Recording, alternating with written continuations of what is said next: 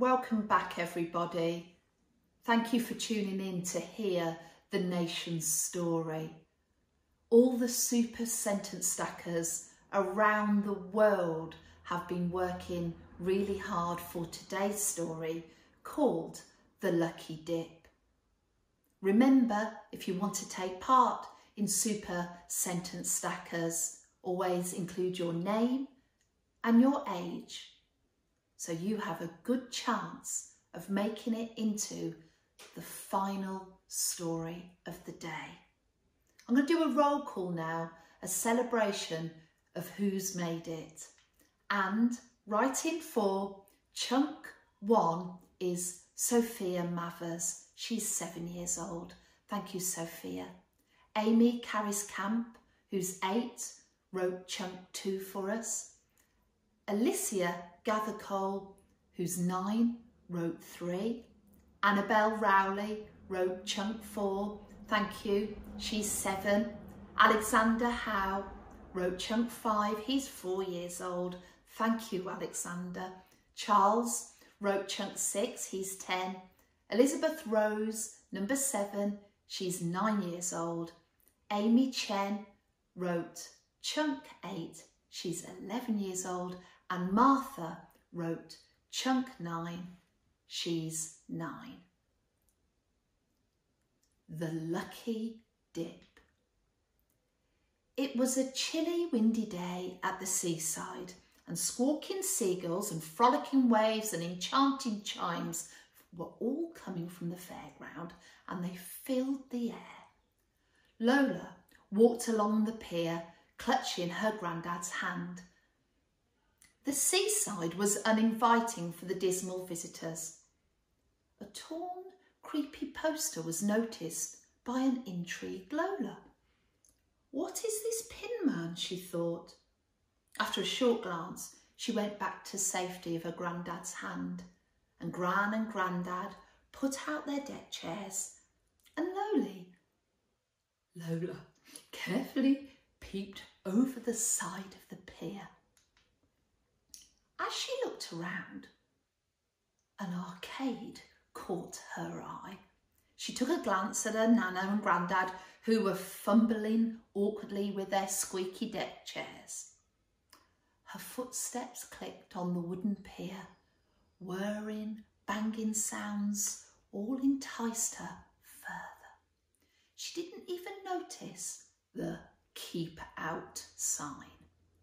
As she walked further away from her grandparents, well, they relaxed into their chairs, and she walked towards the strange noises. She was scared by the sight of a weird, terrifying man, and even though she was scared, the twinkling lights and the music and a sign called Lucky Dip beckoned her closer. Curiosity always overtook Lola, and as she got closer to the machine, the pink and purple colours reminded her of sweet-smelling candy canes. The spooky yet enchanting music filled her with joy.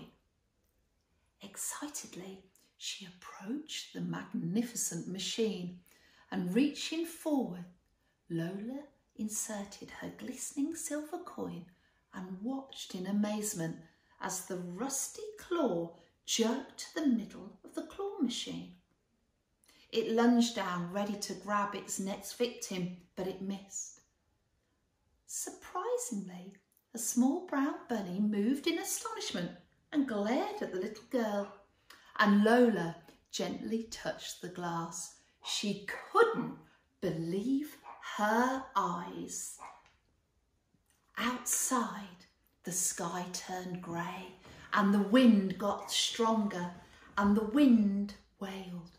The rain clattered on the wooden pier, the thunder crashed, and the lightning flashed.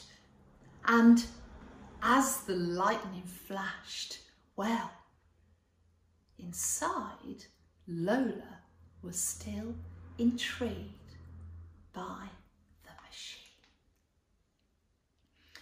she tried again and again to win the rabbit, but I don't think she was going to make it.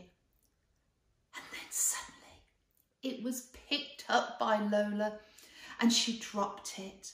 And then it got changed to a teddy bear and then back to the rabbit. She got it. The rabbit was alive. She couldn't believe it. She walked slowly, slowly, slowly backwards.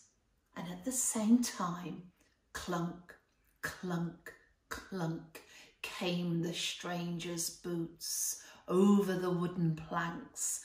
It was a big, booming noise that echoed around the old arcade. What was going to happen to me, thought Lola. Was he going to hurt me? Suddenly, with one long movement of his arm, the man knocked over the lucky dip machine, smashing the glass in the process. Lola took her chance. She grabbed the toy rabbit by the ears and started backing away from the machine. However, little did she know, there was a hole in the floor behind her and she fell into it. At least she had her new toy bunny. The bunny was alive and could walk, and when she opened her eyes, she found herself on the sand, under the pier, under the deck.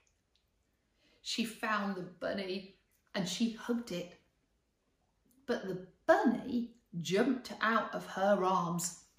Lola was furious. She tried to catch it, but she fell over. The bunny was pleased that he got away, but Lola was lonely and heartbroken, and she started crying. Lost and alone, Lola looked around frantically. Her toy rabbit lay still and alone on the sand. She ran across over to it with joy and squeezed it with all her strength, and suddenly it wriggled and squirmed and ran away again. She felt betrayed. It jumped out into the distance and tears fell down her eyes and she needed help. She really wanted her mum now. She really wanted Gran and Grandad. Dark clouds formed around her rosy red coat, leaving a dull colour in her heart. Oh, how she wanted to make sure she was safe again, or back up on the top of the pier. And then out of the blue, a hand, a kind hand came out of the sand and pulled Lola onto the bridge. Whose hand was that? Was it the strange stranger's? Had she misjudged him? Was he a kind man after all? And as slowly the day ended and she was reunited with Gran and Grandad, she started to board on the old train. Suddenly the door closed with a creak and a slam of the door. And now she was safely on the train. She could hear the chugging of the wheels and she could feel the warmth of the smoke, and the view from her foggy window was marvellous.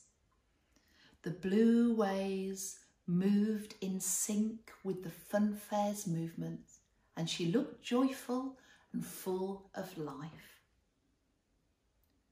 She missed the rabbit and she was sad to leave it behind her, but she thought about the day she had.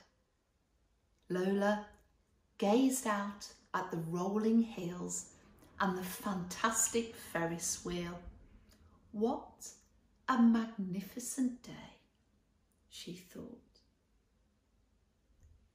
Thank you, super sentence stackers. You really have surpassed yourselves. Your writing is just stunning.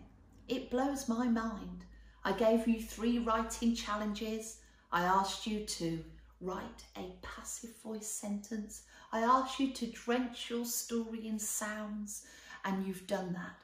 And we've had some really excellent, precise adverbs that you've put in a whole host of different places. Every day, your writing amazes me. I'll see you tomorrow, super sentence stackers, when we'll have a new film to write to. Thank you, everybody.